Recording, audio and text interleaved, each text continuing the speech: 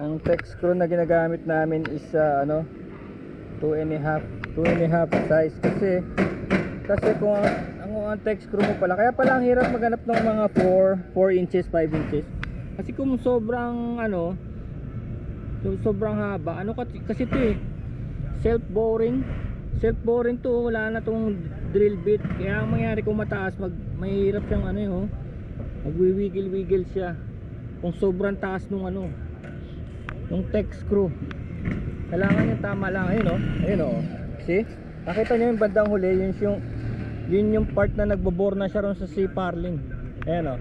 See? Ayan oh. Tsaka hindi naman kailangan ng torque wrench, kahit na yung ordinary drill lang. Hindi naman kailangan kagaya ng binili ko ng torque wrench na ginagamit yung pambukas ng makina ng motor. Hindi naman pala kailangan ganon, kasi kaya nito yung drill. Oh. Maganda yung kuryente nga para dire-diretso. Hindi na karga ng battery. Yan.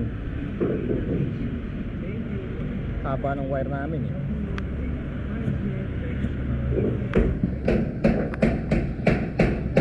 Tutuwa yung pamilya ko dahil for years and years may mga tagas yung dating bubong. Yung mga dating bubong na yon, may mga tulo eh. Kaya every time na bumabagyo may tulo. Hanapin mo na naman kung nasaan tulo.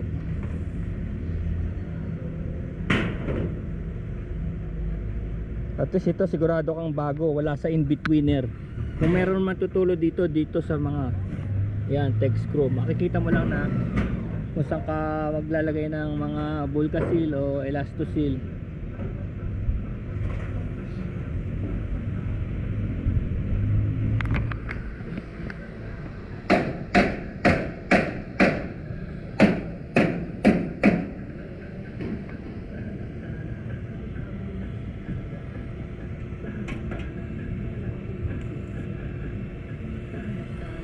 Ayan na, yun yung welding nga dyan para sigurado.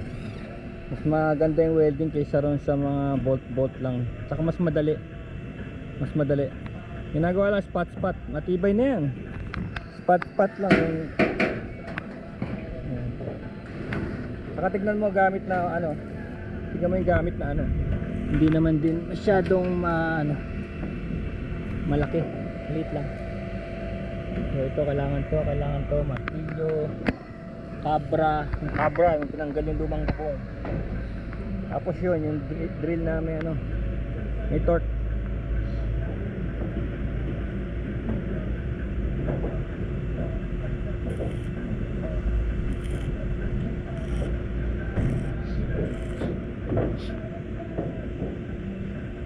Yung nyug na yun buko lang din dati yun, pero nagano siya, nag-bloom kasi may araw eh. Yung sa amin hindi eh.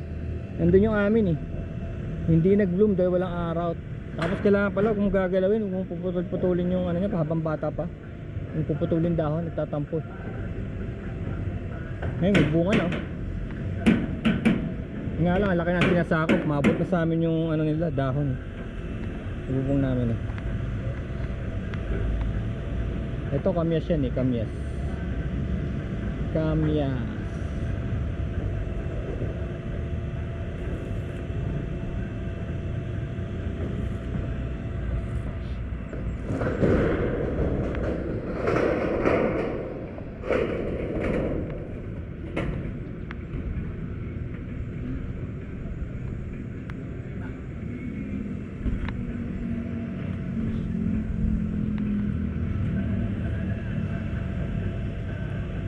Yan yata yung last piece nandun.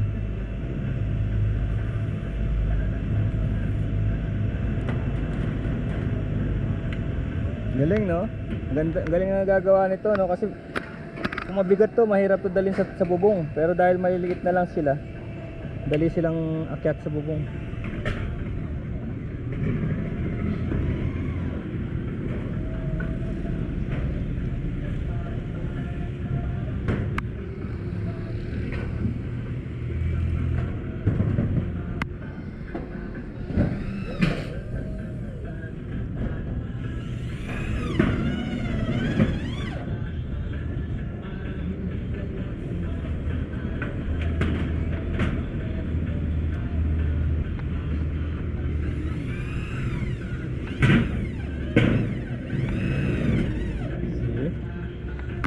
na sana. Yan, dahil dito sa mga guide na to eh. Oh.